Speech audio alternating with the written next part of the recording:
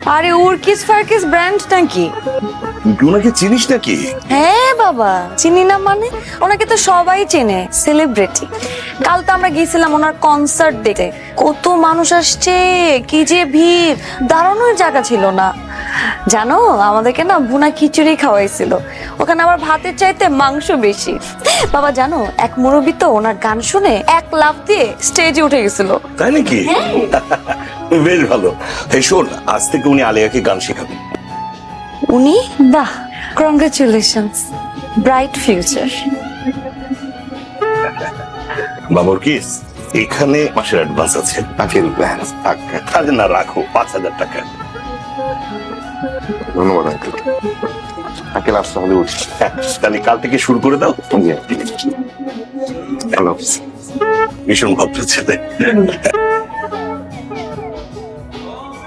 তাজা মাছ একটু আগেও জ্যান্ত ছিল। নাও টাকা পাইলি কই? কল খাও, গাছ গুইনো না। একটা দিব কইলাম না, টাকা পাইলি কই দেখো। তোমার ছেলে তো শিক্ষক হয়ে গেছে, গান শেখানো ছাত্র পাইছি। আমার ছোট ছেলে কয় টাকা বেতন পায়? আমার আর 2-3টা ছাত্রছাত্রী হইলে এই গান দিয়ে আমার জীবন চলে যাবো, চাকরি লাগবে না। খুশি হও নাই? হ্যাঁ হইছি। বোনা কইরো।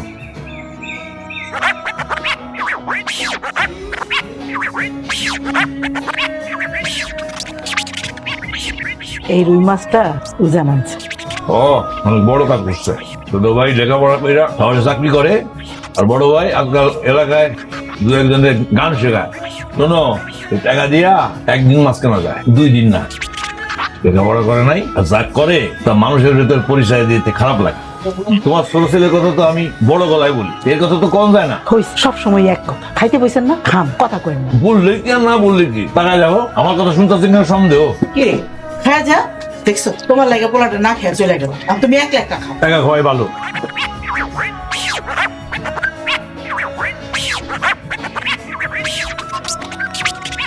মাছ নিবেন? দাও, বেগুন দাও।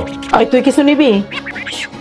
আঙ্কেল অ্যাডভান্সটা ফেরত দিতে আসলাম। আমি আসলে গান শিখাতে পারবো না। কেন বাবা, কোনো সমস্যা? না তেমন, মানে কিছু ব্যক্তিগত সমস্যা। আসি আঙ্কেল, আসসালামু আলাইকুম। এই যে গানের মাস্টার, আপনি জানেন আমি অনেক ভালো স্টুডেন্ট। আমি মেডিকেল এক্সাম দিচ্ছিলাম, আমার পাশের সিটে একটা মেয়ে বসছিল, ও কিচ্ছু পারতো না। পরে দেখলাম যে পারতেছে না যেহেতু, ওটা দাগাই দিই। ওটা দাগাইতে যায় আমি আমার নিজেরটাই দাগাই। সেই মেয়ে এখন মেডিকেলে পড়ে, কয়েকদিন পর ডাক্তার হয়ে যাবে। দেখছেন আমার মনটা কত বড়? আর আপনি তো একটা শিল্পী, আপনার মনটা হওয়া উচিত এত বড়, আপনার মনটা এতটুকু কেন?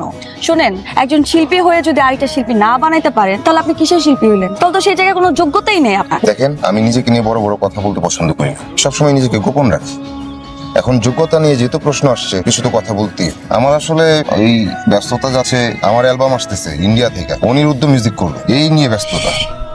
যোগ্যতার কথা যেহেতু বলতেছেন, তাহলে প্রমাণ করতে হবে। ঠিক আছে, গান শিখাবো। অনিরুদ্ধ আপনার ফ্রেন্ড? এখন যারা আশেপাশে জনপ্রিয় সবাই আমার বন্ধু বান্ধব। আচ্ছা, আমি খুব বিশ্বাস করলাম। তাহলে কাল চলে এসে আমার বোনকে গান শেখাইতে। ঠিক আছে।